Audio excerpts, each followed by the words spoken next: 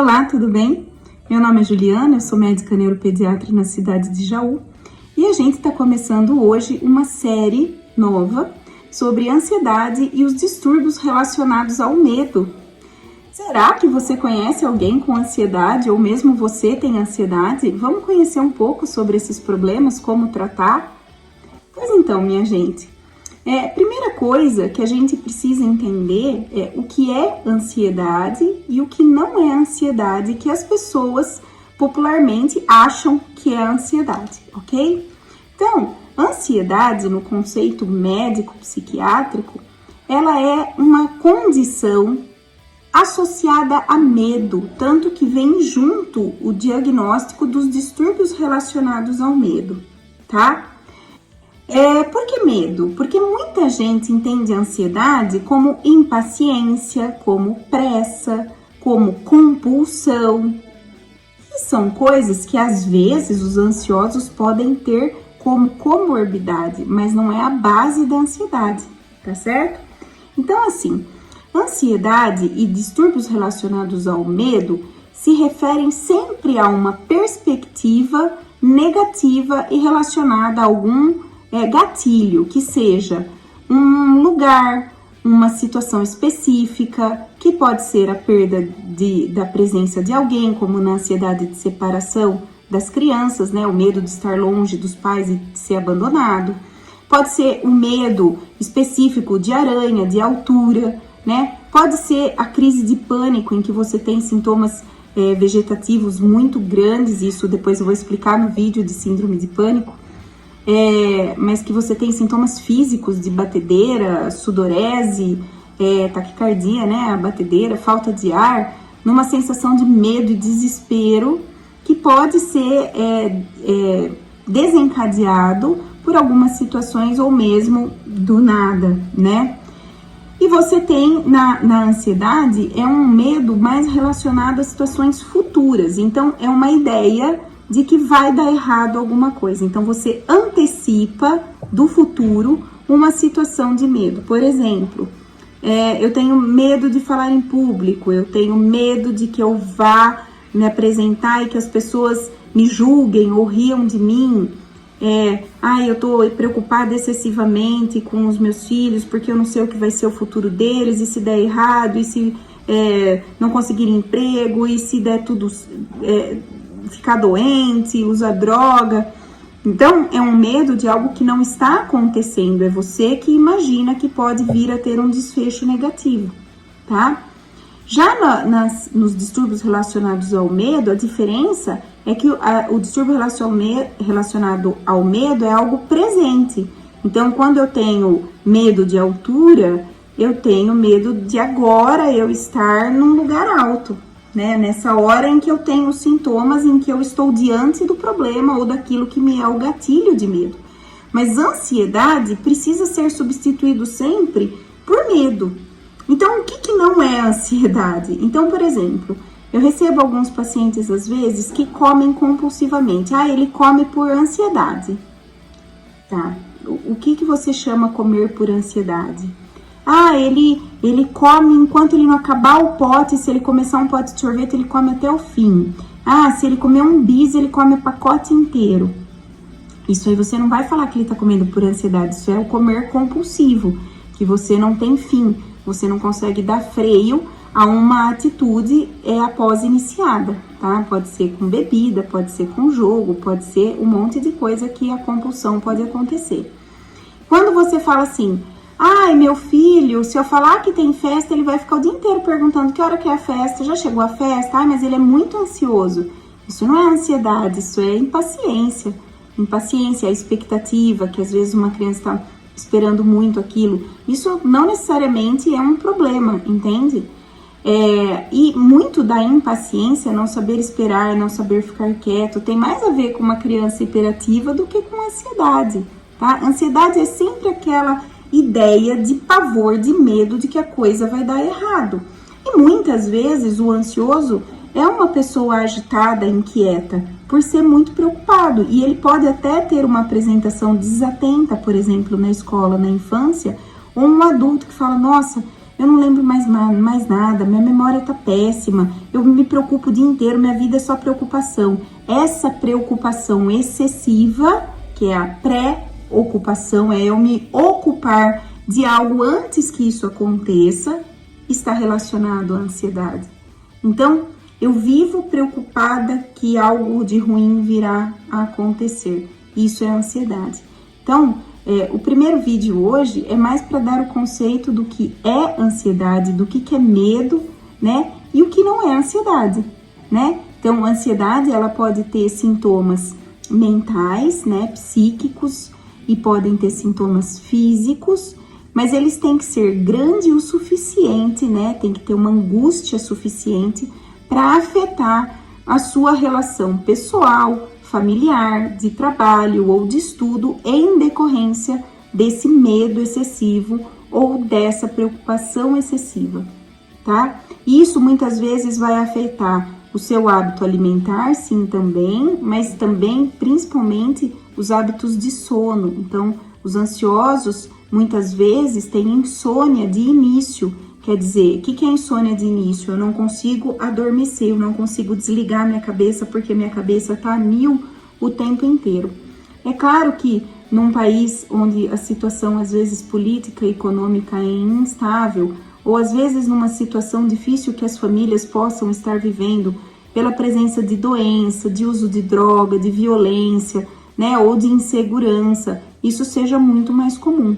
E depois da pandemia, então, ficou um horror. Por quê?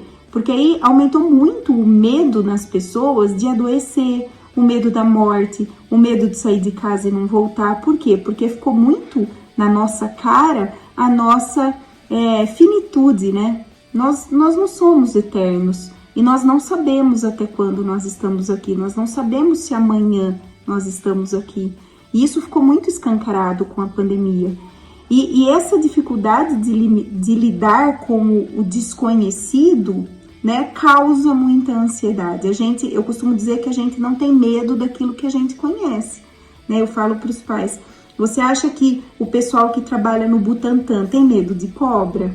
Não tem, porque eles têm muito conhecimento, eles sabem quais são venenosas, quais não são, como se proteger, como lidar, como se defender. Então, o conhecimento traz uma tranquilidade, tá?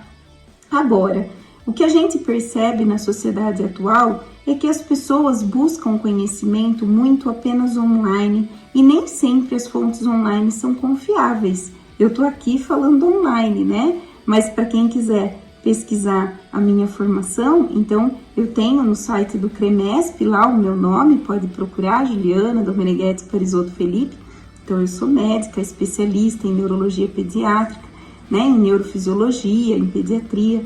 Então, a gente vai tendo um conhecimento, né, eu já sou formada há mais de 20 anos, então, a gente acaba tendo uma vivência que tem o respaldo para se falar sobre o assunto, não é?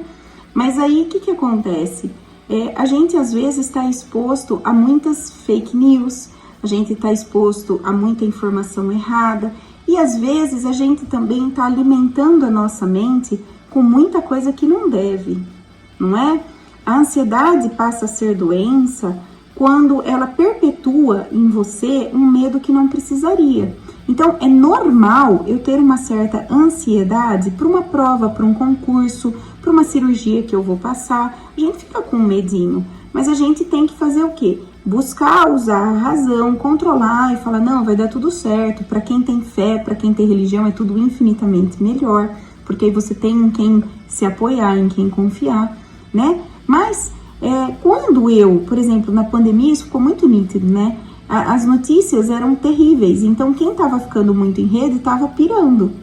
Então, quando você alimenta o seu pensamento com coisas ruins, de medo, quer dizer, só assiste notícia policial de desgraça, só vê desgraça, você tende a pôr um filtro negativo na sua visão e enxergar tudo de uma maneira pior, não é? E a gente precisa lembrar que, infelizmente, a mídia, ela ganha mais dinheiro com coisas ruins. Que coisas boas nem sempre alertam ou chamam tanto a atenção das pessoas, né? Mas que tem muita coisa boa no mundo acontecendo, tem muita gente boa por aí, tem em quem confiar, tem coisas boas além das ruins, né? Mas se a gente ficar só preso na mídia, no celular, a gente tende a ter um padrão muito mais negativista, uma visão muito pior, muito mais pessimista da vida, né? E a vida tem coisa muito melhor para se fazer. O tratamento da ansiedade se faz sim com medicação, mas se faz muito com terapia, com técnicas de meditação, e aí vem mindfulness, yoga, não é? A meditação relacionada à religião, de algumas religiões orientais. Mas, por exemplo, para mim, que sou católica, e para quem é cristão ou católico como eu, por exemplo, há estudos que mostram que a oração do rosário, ela estabiliza os padrões de pressão, frequência cardíaca e respiratória e melhora a evolução de quadros ansiosos. Então, nós temos um Deus com quem contar, que ajuda muito a gente diminuir os nossos medos, né? E a gente precisa vigiar aquilo que a gente escuta, aquilo que a gente assiste, aquilo que a gente consome. De mídia eu tô falando, não só de alimento. E alimento também tem a ver. Para quem não sabe, a flora intestinal nossa, que são as bactérias do intestino, também estão relacionadas com um maior índice de ansiedade e depressão quando é uma flora ruim. E o que essa flora ruim vem? Por que vem? Por maus hábitos alimentares, maus hábitos de sono, uso de bebida e de tabaco. Então, minha gente, para a gente ter saúde, a gente precisa começar do zero. Eu já tenho um vídeo aqui no canal uma vez que eu falei, você quer você quer um remédio para sua doença ou quer ter saúde, né? Então, para a gente ter saúde, começa-se de baixo. Eu preciso de uma alimentação adequada, e alimentação adequada são as coisas que tem na natureza. Frutas, verduras e legumes in natura, né? Cereais integrais, castanhas e os peixes, os ovos, né? Mais carne branca que vermelha, mas a carne do jeito que ela é, né? Não carne processada, não é embutido. Embutido não é alimento, não tem na natureza. Então, tudo aquilo que tem na natureza vai bem, né? De alimento.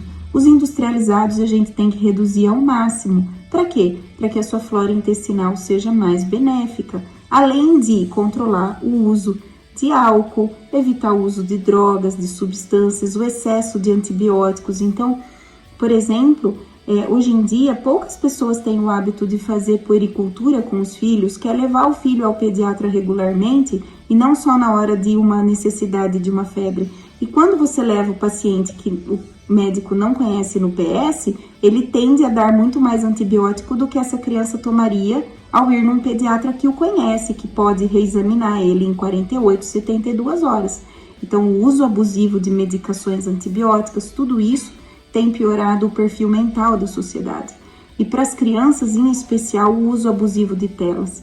Então, depois da pandemia, aumentou absurdamente as doenças relacionadas à ansiedade e outros comportamentos obsessivos compulsivos, os tiques, o Tourette, tudo em decorrência do excesso de telas. Então, minha gente, vale lembrar, até 2 anos, 0 telas, de 2 a 5 anos, 1 hora no dia, entre tudo, tá? E de preferência que não sejam portáteis, que não seja celular, tablet, computador, mas a TV de 5 a 12, 2 horas, e acima disso até a gente, 3 horas, mais que isso vai prejudicar o nosso comportamento, aprendizagem, tudo isso.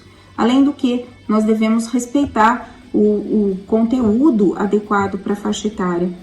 Então, minha gente, fiquem atentos, cuidado com o que vocês fazem, durmam cedo, façam esportes, ajuda muito a diminuir a ansiedade, criem amigos, né? Estabeleçam relações de amizade, procurem uma religião, tudo isso é a base da saúde mental. Sem isso, não adianta eu só tomar remédio.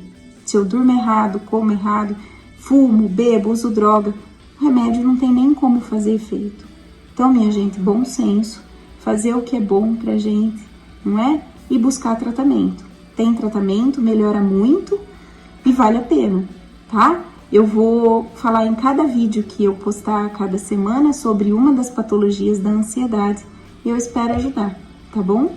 Inclusive, essa semana, na TV Canção Nova, na quinta-feira, eu vou apresentar, eu fui entrevistada pelo Ronaldo no programa Além da Notícia, que vai passar quinta às 10 da noite, falando sobre ansiedade e depressão. Fica o convite, que Deus abençoe a todos.